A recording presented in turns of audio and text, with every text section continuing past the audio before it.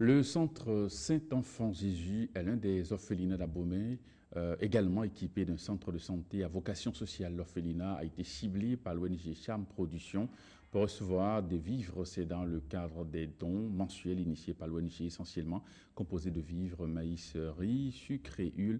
Le don a été reçu par les responsables de l'orphelinat ce vendredi en présence de Blaise Aranzo-Glélé et certaines autorités de la ville. Emmanuel Seban. Ambiance toute particulière créée par les orphelins du centre Saint-Enfant-Jésus d'Abomey.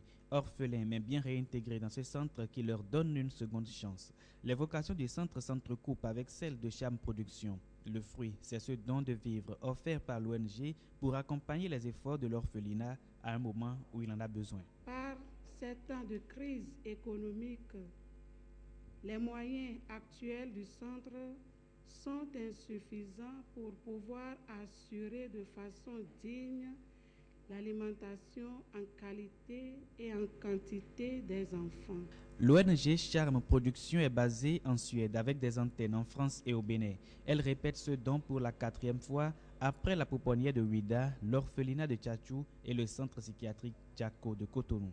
L'ONG Charme Production a pour objet l'assistance à l'enfance malheureuse et également l'assistance à nos frères et sœurs atteints des formes de pathologie mentale. Nous avons le devoir de les aider.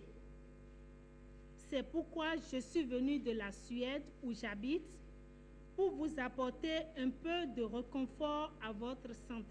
Pour que cette jeune génération s'inspire du modèle de Charme Production et de sa présidente, pour venir s'investir dans l'humanitaire au Bénin. L'élan de générosité de l'ONG Charme Production est accompagné par le ministre Blaise Aranzo-Glélé en sa qualité de fils d'Abomey.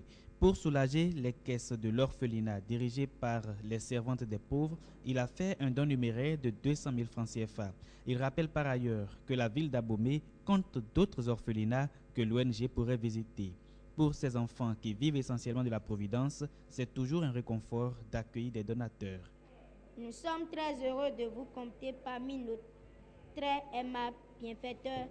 Que le Seigneur soit votre récompense.